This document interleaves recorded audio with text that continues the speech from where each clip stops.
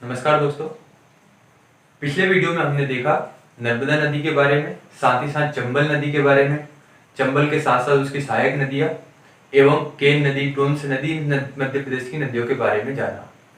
आज का हमारा टॉपिक भी है वही मध्य प्रदेश की नदियां हैं, जिसके अंतर्गत हम देखेंगे सोन नदी, ताप्ती नदी एवं दक्षिण की ओर प्रवाहित होने वाली नदियों के बारे में। बात करें मध्य प्रदेश की नदियों की, तो आज हम देखेंगे मध्य प्रदेश की तीसरी सबसे बड़ी नदी सोन नदी के बारे में। मेरा यही सजेशन है आपको कि आप इसके नोट से बनाते जाइए, ताकि आपको विभिन्न जो भी पढ़ाया जाए वो आसानी से याद रह सके।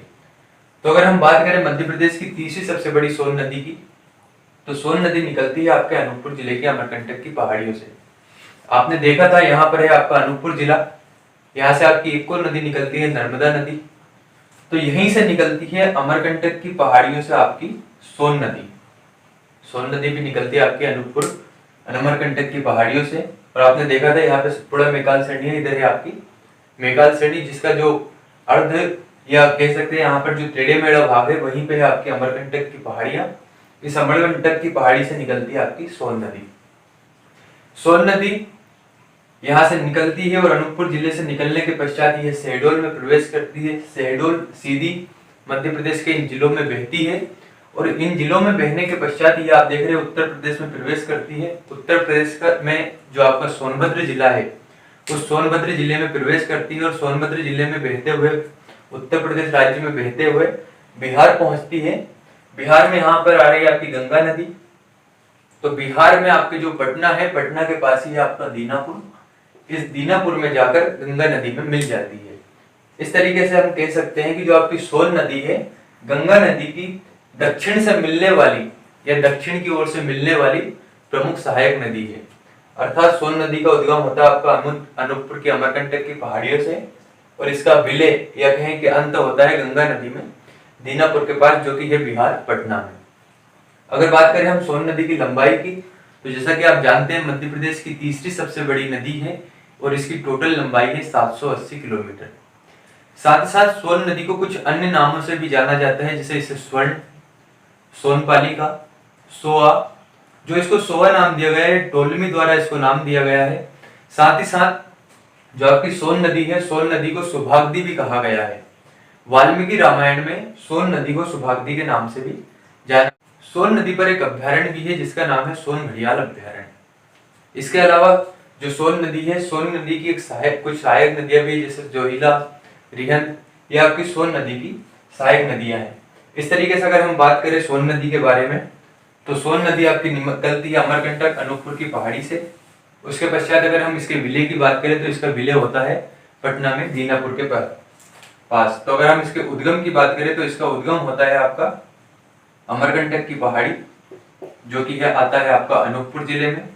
साथ ही अगर हम इसके समागम की बात करें तो दीनापुर में इसका होता है समागम और दीनापुर है आपका पटना, जो कि बिहार के अंतर्गत आता है। इसकी टोटल लंबाई की बात की जाए तो 780 किलोमीटर इसकी टोटल लंबाई है।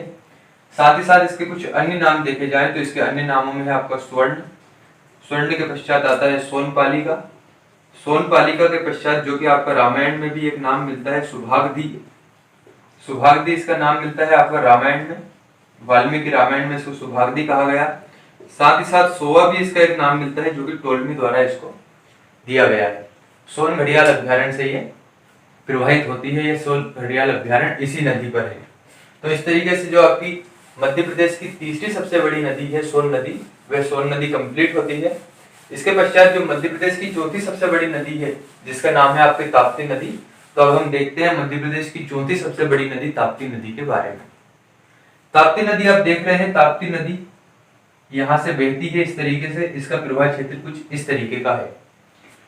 ताप्ती नदी आपकी बहती है या निकलती है बैतूल के मुल्ताई से। जो आपका बैतूल जिला है, बैतूल जिले में ही आपकी मुल्ताई, तो इस बैतूल की मुल्ताई से निकलती है आपकी ताप्ती नदी। और बैतूल की मुल्ताई से निकलने के पश्चात यहाँ पर है आपका खंडवा जिला, यहाँ पर है आपका बुरहानपुर, जो कि मध्य प्रदेश का सबसे दक्षिणतम जिला है। तो बैतूल, खंडवा और बुरहानपुर जिले में प्रवाहित होने के पश्चात यह महाराष्ट्र राज्य में प्रवेश करती है और महाराष्ट्र राज्य में प्रवेश करने के पश्चात ये गुजरात पहुंचती है। गुजरात में सूरत के समीप यह अरब सागर में खंबात की खाड़ी में मिलती है या गिरती है। अगर हम देखें ताप्ती नदी के बारे में, तो ताप्ती नदी एस्चुरी का निर्माण या कहें कि जहां ये अरब सागर या खंबात की खाड़ी में गिरती है तो वहां पर डेल्टा का निर्माण न करके नर्मदा की भांति ही एस्चुरी या ज्वारनद मुख का निर्माण करती है।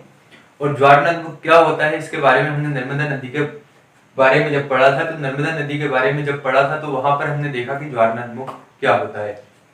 साथ ही साथ ये रिफ्ट वैली या भ्रंश घाटी में बहने वाली नदी है। बात करें ताप्ती नदी की, तो ताप्ती नदी मध्य प्रदेश की चौथी सबसे बड़ी नदी है। इसकी टोटल लंबाई 725 किलोमीटर है। इस 725 किलोमीटर में से ये 333 किलोमीटर मध्य प्रदेश के अंतर्गत प्रवाहित होती है। साथ ही साथ ताप्ती के कुछ अन्य नाम भी मिलते हैं, जैसे तापी, पयोष्णी, पयोष्णी के अलावा इसके सहस, भादो, भदवा, इस तरीके से नाम मिलते हैं। महाभारत में सामान्यतः ऐसा माना गया है कि जो आपकी ताप्ती है, ताप्ती सूर्य की पुत्री है और सूर्य अपने तेज से प्रकाश उत्पन्न करता है, जिसके कारण इसको ताप्ती या इसका नाम ताप्ती पड़ा। साथ ही साथ इसे सहस, भादो, भदवा इसलिए कहा जाता है क्योंकि ताप्ती को विष्णु पुराण में या विष्णु पुराण जो है, विष्णु पुराण में ऐसा माना गया है कि ताप्ती ताप हरने वाली नदी है, जिसके कारण ताप्ती को सहस, भादो, भदवा के नाम से भी जाना जाता है। साथ ही साथ अगर हम ताप्ती नदी की बात करें तो ताप्ती नदी जो है वह ताप्ती नदी आपकी मध्य प्रदेश, महाराष्ट्र और गुजरात इन 3 राज्यों में प्रवाहित होती है। साथ ही साथ इसमें आपके गुजरात में ही इस पर रज्जू सेतु और स्वाली बंदरगाह स्थित है। इस तरीके से ताप्ती नदी आपकी बैतूल की मुल्ताई से निकलती है, अरब सागर में खंबात की खाड़ी में गिरती है और मध्य प्रदेश और महाराष्ट्र की प्राकृतिक सीमा का निर्माण करती है। बात करें ताप्ती नदी और नर्मदा नदी की कुछ विशेषताओं के बारे में या कहें समानताओं के बारे में, तो आप जानते हैं नर्मदा नदी आपकी अमरकंटक की पहाड़ी से निकलती है और अरब सागर में जाकर गिरती है। अर्थात ये नदियां पूर्व से पश्चिम की ओर प्रवाहित होती है। तो इन दोनों की समानताओं में पहली समानता ये है कि नर्मदा नदी और ताप्ती नदी पूर्व से पश्चिम दिशा की ओर प्रवाहित होती है। साथ ही साथ दोनों नदियां आपकी भ्रंश घाटी में प्रवाहित होती है, जिसे आप रिफ्ट वैली के नाम से भी जानते हैं। तीसरी बात करें तो जो आपकी ताप्ती नदी है और नर्मदा नदी है, ताप्ती नदी और नर्मदा नदी अपने मुहाने पर जहां पर ये खंबात की खाड़ी में गिरती है, उस खंबात की खाड़ी में यह एस्चुरी का निर्माण या ज्वारनद मुख का निर्माण करती है, ना कि आपका डेल्टा का। इस तरीके से नर्मदा और ताप्ती में कुछ समानता है। तो अगर हम ताप्ती नदी के उद्गम की बात करें तो जो ताप्ती नदी का उद्गम है वह है आपका मुल्ताई से, और जो मुल्ताई है वह आता है आपका बैतूल जिले के अंतर्गत। वहीं अगर हम इसके समागम की बात करें अर्थात कहां पर ये मिलती है, तो खंबात की खाड़ी में जाकर ये गिरती है, खंबात की खाड़ी में गिरती है और खंबात की खाड़ी है आपका अरब सागर में। वहीं अगर हम इसकी टोटल लंबाई की बात करें तो 725 किलोमीटर इसकी टोटल लंबाई है, जिसमें से 333 किलोमीटर यह मध्य प्रदेश के अंतर्गत प्रवाहित होती है। इसके अन्य नामों में देखा जाए तो इसके अन्य नामों में तापी, उसके बाद है पयोष्णी, पयोष्णी के बाद अगर हम बात करें तो सहस, भादो, भदवा, इसे विष्णु पुराण में कहा गया है। सहस, भादो, भदवा ये इसके कुछ अन्य नाम मिलते हैं। साथ ही साथ ये रिफ्ट वैली में बहने वाली नदी है। रिफ्ट वैली अर्थात भ्रंश घाटी में बहती है। उसके पश्चात अगर हम बात करें तो यह महाराष्ट्र और मध्य प्रदेश अर्थात मध्य प्रदेश और महाराष्ट्र की प्राकृतिक सीमा का निर्धारण करती है या निर्माण करती है। मध्य प्रदेश और महाराष्ट्र की प्राकृतिक सीमा का निर्माण करती है या निर्धारण करती है। इस तरीके से जो आपकी ताप्ती नदी है, ताप्ती नदी मध्य प्रदेश की चौथी सबसे बड़ी नदी, जिसकी टोटल लंबाई है आपकी 725 किलोमीटर। इसके पश्चात की नदियों के बारे में अगर हम बात करें तो इसके पश्चात की नदियों में है आपकी माही नदी। आप देख रहे हैं मध्य प्रदेश की विभिन्न नदियों में हमने 4 प्रमुख नदियों के बारे में देखा है। अगर 4 सबसे बड़ी नदियों की बात की जाए तो सबसे पहली है आपकी नर्मदा नदी, जो कि निकलती है आपकी अमरकंटक अनूपपुर से। उसके पश्चात दूसरी सबसे बड़ी नदी चंबल नदी, तीसरी थी आपकी सोन नदी, चौथी थी आपकी ताप्ती नदी और 5वीं नदी के बारे में हम पढ़ चुके हैं जिसका नाम है बेतवा नदी। तो इस तरीके से मध्य प्रदेश की ये 5 बड़ी नदियां हैं। अब देखते हैं मध्य प्रदेश की कुछ अन्य नदियों के बारे में। यहां से निकलती है आपकी माही नदी। माही नदी कुछ इस तरीके से इसका प्रवाह क्षेत्र है और ये भी आपके अरब सागर में खंबात की खाड़ी में गिरती है। अगर बात करें हम माही नदी की तो माही नदी यहाँ पर है आपका धार जिला, और धार जिले में ही एक तहसील है जिसका नाम है सरदारपुर तहसील। इस सरदारपुर तहसील में एक झील है जिसका नाम है मेहद झील। तो सरदारपुर तहसील की मेहद झील से निकलती है आपकी माही नदी, और यहाँ से निकलने के पश्चात यह आपके रतलाम और झाबुआ जिले में प्रवाहित होती है। रतलाम और झाबुआ जिले में यहाँ पर प्रवाहित होते हुए ये राजस्थान राज्य में प्रवेश करती है और राजस्थान राज्य में इस तरीके से घूमते हुए गुजरात राज्य पहुंचती है और गुजरात में जाकर यह गुजरात से निकलने के पश्चात आपके अरब सागर में खंबात की खाड़ी में गिरती है। पूर्व से पश्चिम दिशा की ओर यह नदी प्रवाहित होती है। साथ ही साथ इसे पृथ्वी पुत्री के नाम से भी जाना जाता है एवं इसे कंठाल की गंगा भी कहा जाता है।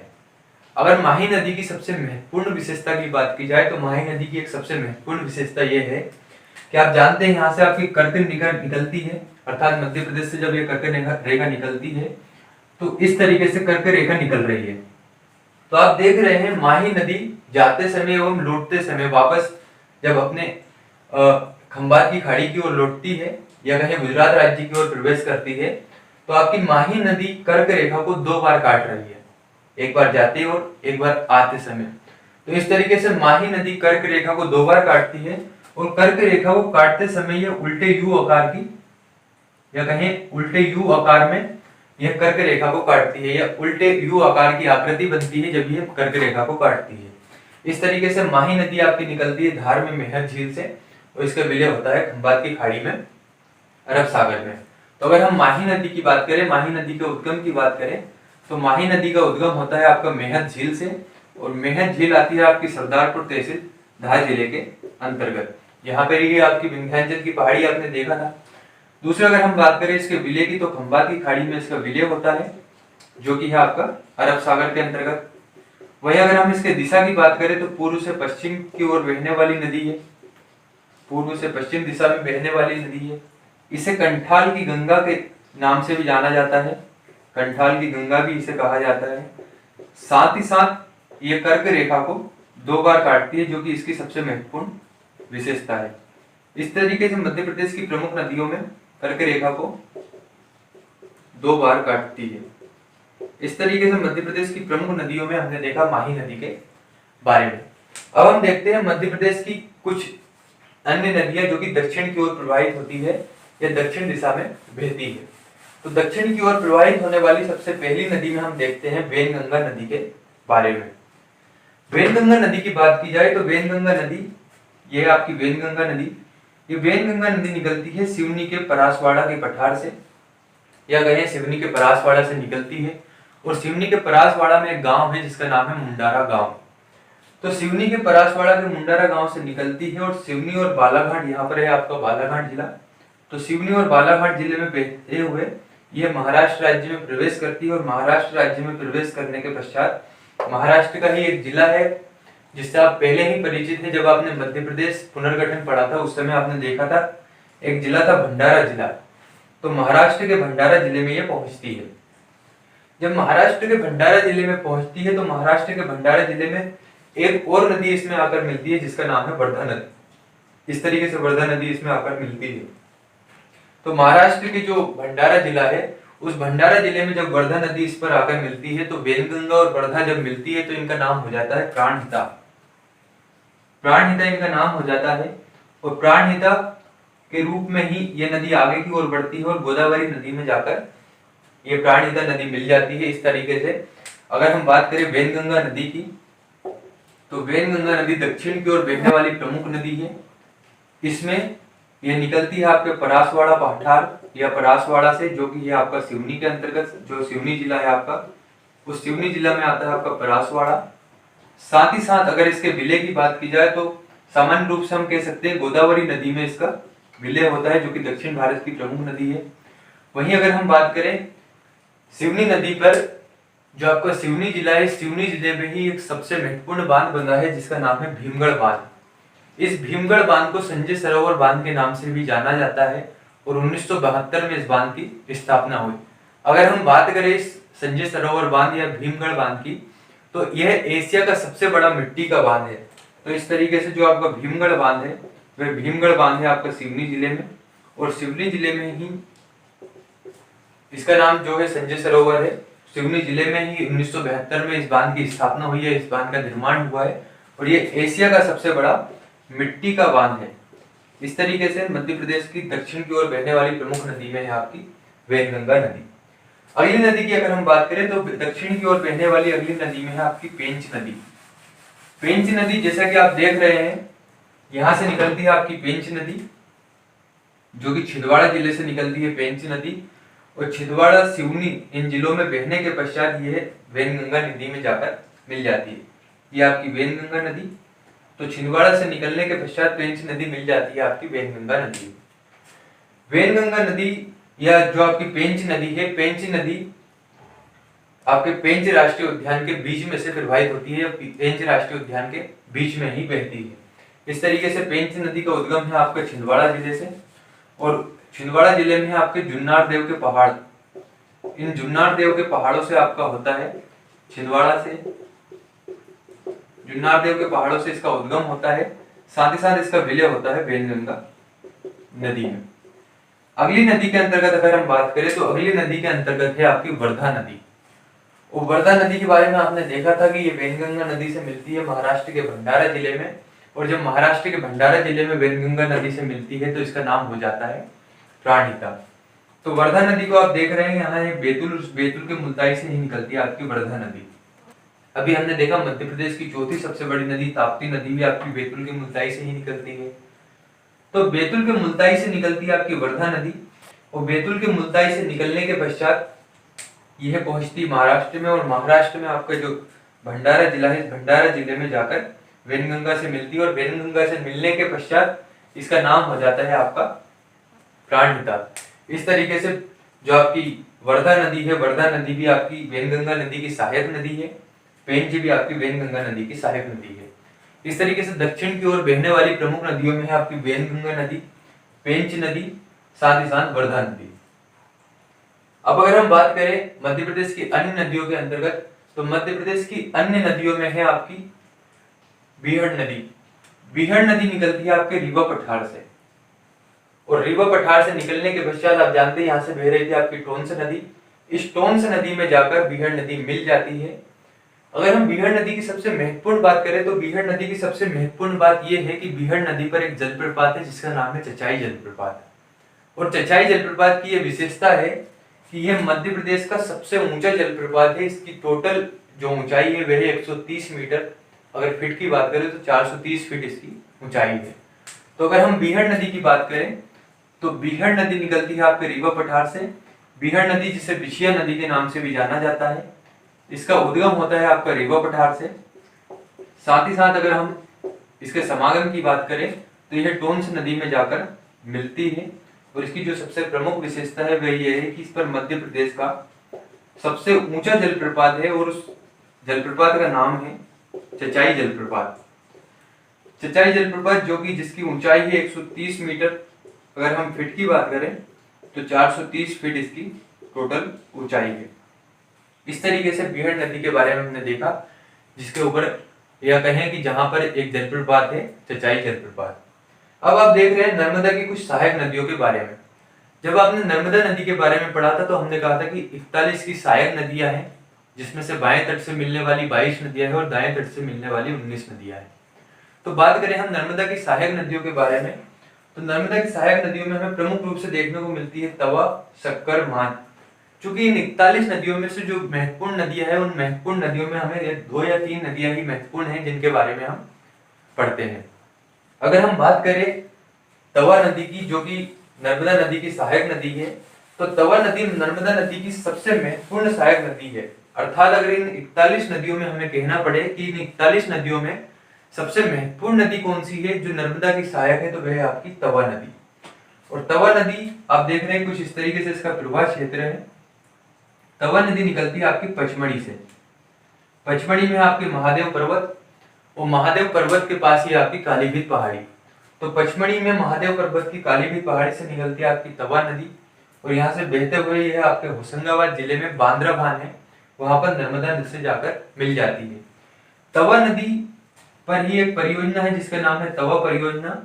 साथ ही साथ होशंगाबाद जिले में इसी नदी पर तवा बांध भी है, जो कि मध्य प्रदेश का सबसे बड़ा या कहें राज्य का सबसे लंबा बांध है, जिसका नाम है आपका तवा बांध।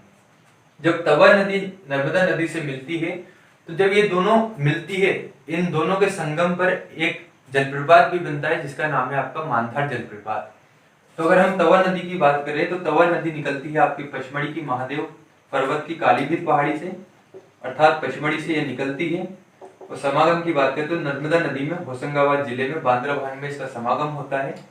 साथ ही साथ इस पर तवा बांध है, तवा बांध जो कि राज्य का सबसे लंबा बांध है। उसके पश्चात इसी पर एक परियोजना है जिसका नाम है तवा परियोजना। एवं नर्मदा की सबसे सहायक नदियों में या कहें सबसे महत्वपूर्ण या सबसे प्रमुख सहायक नदी है तवा नदी। इसके पश्चात अगर हम बाएं तट से ही मिलने वाली एक और नदी के बारे में देखें तो वह नदी है आपकी सक्कर नदी। सक्कर नदी निकलती है आपके छिंदवाड़ा से, और आपने देखा था छिंदवाड़ा से एक और नदी निकलती है जिसका नाम है पेंच नदी। तो सक्कर नदी आपके छिंदवाड़ा के अमरवाड़ा से निकलती है, और अमरवाड़ा यहाँ से निकलने के पश्चात ये नरसिंहपुर जिले में प्रवेश करती है। नरसिंहपुर जिले में प्रवेश करने के पश्चात यह आपकी नर्मदा नदी में जाकर मिल जाती है। अगर बात करें हम सक्कर नदी की, तो सक्कर नदी में नरसिंहपुर जो जिला है वहीं पर आप जानते हैं यहाँ पर है आपकी सतपुड़ा पर्वत श्रेणी। इस सतपुड़ा पर्वत श्रेणी का जो प्रमुख कोयला क्षेत्र है वह है आपका यहीं पर नरसिंहपुर जिले के पास ही, अर्थात नरसिंहपुर जिले में सक्कर नदी के पास ही आपका प्रमुख कोयला क्षेत्र जो कि सतपुड़ा श्रेणी का है। सतपुड़ा श्रेणी का प्रमुख कोयला क्षेत्र इसी नदी के किनारे नरसिंहपुर जिले में है। साथ ही साथ एक परियोजना है जिसका नाम है चिंकी परियोजना। वह चिंकी परियोजना भी आपके सक्कर नदी के या सक्कर नदी पर ही है। तो इस तरीके से अगर हम बात करें सक्कर नदी के उद्गम की, तो सक्कर नदी का उद्गम होता है आपका छिंदवाड़ा से, और छिंदवाड़ा में अमरवाड़ा से होता है इसका उद्गम। साथ ही साथ समागम की बात करें तो नर्मदा नदी में ये मिल जाती है। इस पर एक परियोजना है जिसका नाम है आपका चिंकी परियोजना। तो इस तरीके से बाएं तट से मिलने वाली प्रमुख नदियों में है आपकी तवा नदी, तवा नदी के बाद है आपकी सक्कर नदी। साथ ही साथ और भी नदियां यहाँ से निकलती है या कहीं बहती है जो कि बाएं तट से मिलती है। प्रमुख 22 नदियां हैं, लेकिन उन प्रमुख नदियों में 2 नदियां हैं आपकी तवा एवं सक्कर नदी। इसके पश्चात अगर हम बात करें नर्मदा की सहायक नदियों में, तो नर्मदा की सहायक नदियों में है आपकी मान नदी। मान नदी आपकी धार जिले से निकलती है, और यहीं से निकल रही थी आपकी माही नदी। तो धार नदी से निकलती है आपकी मान नदी, और मान नदी धार जिले से निकलने के पश्चात ये आपकी नर्मदा नदी में मिल जाती है। अगर हम मान नदी की बात करें तो मान नदी पर एक परियोजना है जिसका नाम है आपका मान परियोजना।